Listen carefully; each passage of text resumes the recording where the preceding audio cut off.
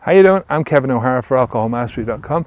Today's video is about what feelings will you experience when you quit drinking alcohol.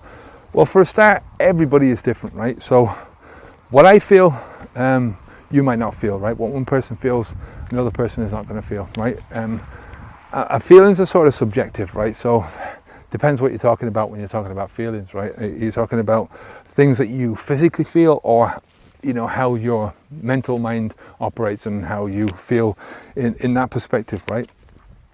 It definitely does depend on your mindset, right? How you set out on this journey, what your expectations are, what you, how you think things are going to turn out. I mean, if you think that things are going to turn out well, they're more than likely going to turn out well. If you think things are going to turn out badly, then guess what? I mean, I tried to quit smoking hundreds of times. Maybe a bit of an exaggeration, but well over 100 times anyway.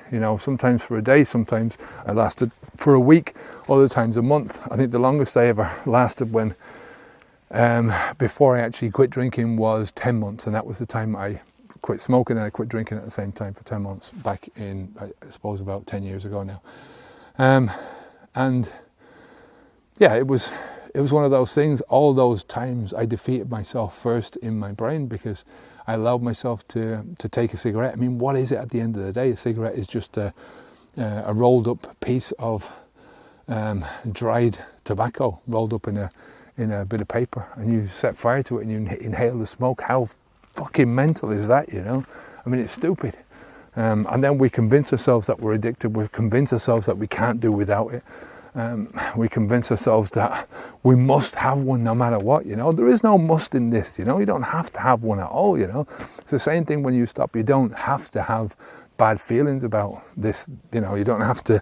Depends what way you think about it, right? So, and this goes for any habit change, whether the habit change is giving up a drug, right, or it's giving up picking your nose, right, biting your fingernails, right. Same principles apply. It's getting the subconscious stuff into the conscious mind. So, when somebody's biting their nails, they generally do it, when they're not even thinking about doing it. So people will bite their nails while they're watching the television at night, and it doesn't have to be anything that's majorly pressurizing them into getting nervous so that they're going, oh Jesus. It doesn't have to be anything like that. What's basically happening is it's just a subconscious thing that happens, and people bite their nails, or they pick the nose, or they drink, or they smoke, or whatever, blah, blah, blah, right? At the end of the day, it all depends on you, right? Depends on how you're looking at these things. Are you positive about it, or are you negative, right? Are you starting out with a positive frame of mind? Are you starting out thinking, I can do this, right? I can, no matter what happens, I can do this. This is all going to affect your feelings, how you feel about this emotionally, how you feel about it from a mental point of view, from day one, right? From before day one, You'll get a lot of people and they'll say, I'm changing this habit, like a week before they change, right? They're going, yeah, man, and they're walking around like fucking Rocky, and they're going, yeah, man, I can do this, no problem.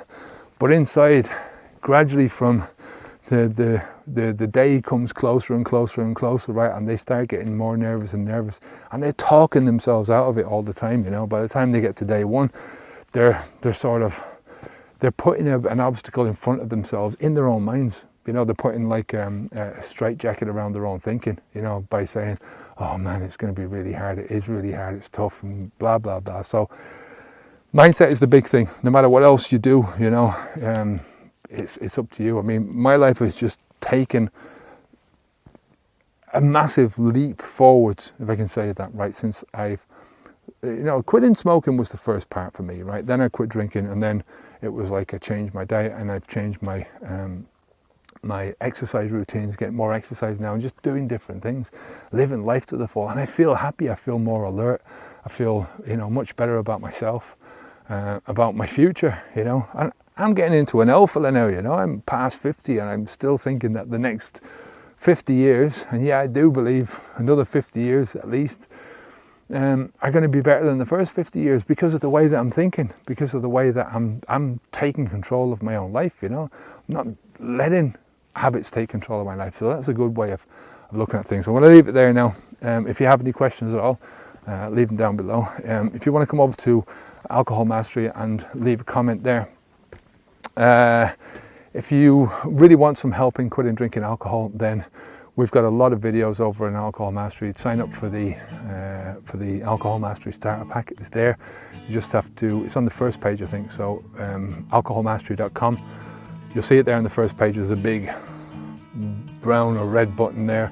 It says sign me up for the Alcohol Mastery Starter Pack. It's absolutely free. Click the button, leave your name, first name and email address, and I'll send you out a couple of video courses. There's a couple of books in there as well.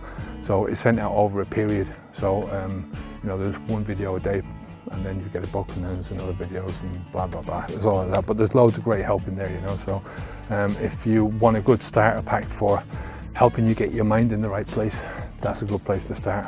Until next time, I'm Kevin O'Hara for alcoholmastery.com. Take good care of yourself. Keep the alcohol out your mouth, onwards and upwards.